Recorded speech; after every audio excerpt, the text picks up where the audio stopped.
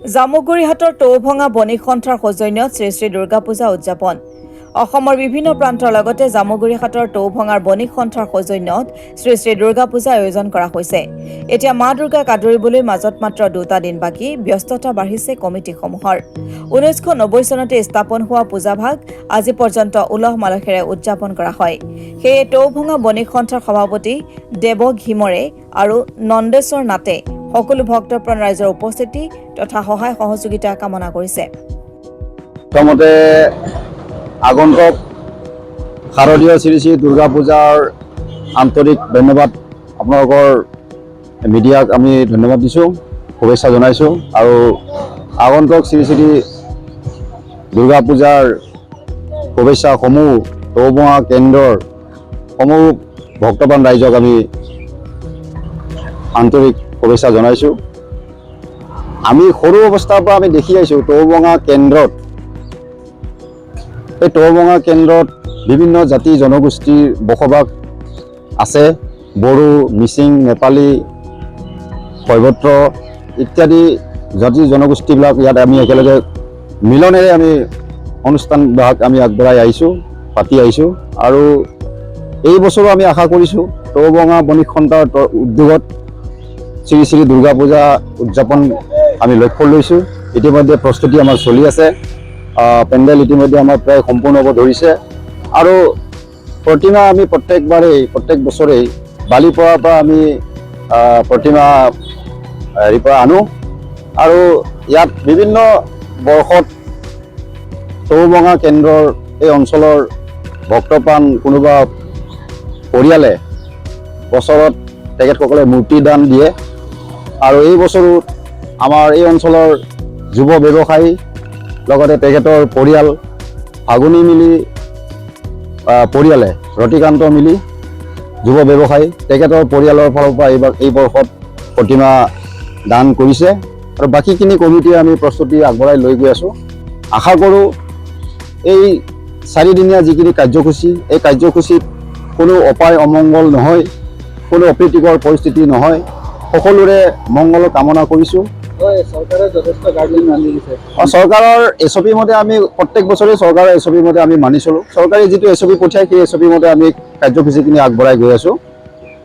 বাকী ৰাইজক এই বছৰো সকলোৱে মনে প্ৰাণে সহযোগ কৰিব বুলি আমি আশা কৰিছোঁ। আপোনালোকৰ যোগেদি আমি ৰাইজক আহ্বান জনাইছোঁ যে এই পূজা 4 দিনীয়া কাৰ্যসূচীত সকলো ৰাইজৰ সহায় সহযোগিতা আমি কামনা কৰিছোঁ। তো মানে এতিয়া কথাটো হৈছে কি, আমি বণিক সন্থাই সুদীৰ্ঘ আজি প্ৰায় 15 বছৰ ধৰি এই টৌভঙা চেণ্টাৰত আমি শ্ৰী শ্ৰী দুৰ্গা পূজা অনুষ্ঠিত কৰি আহিছোঁ। কিন্তু তাৰ আগতে মই যিমান দূৰ জানো 1970 চনৰ পৰাই এই টৌভঙা অঞ্চলত দুৰ্গা পূজা অনুষ্ঠিত কৰি আহিছিলে।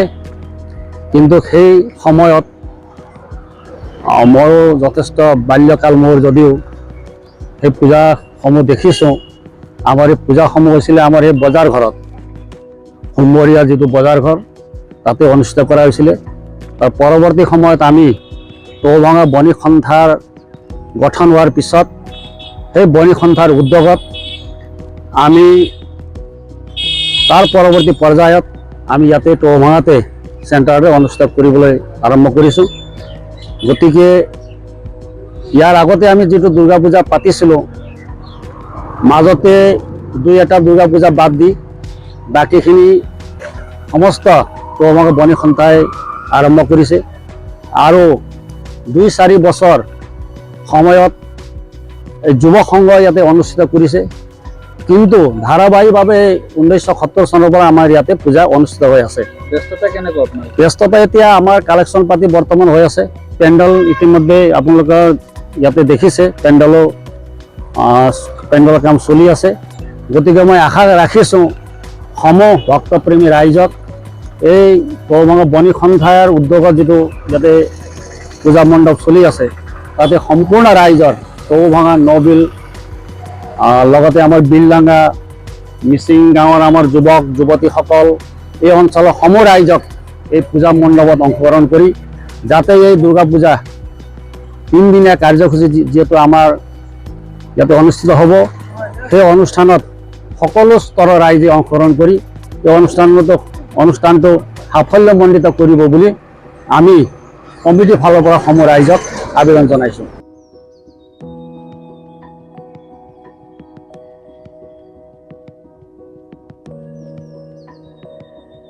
Bureau' report Assam today.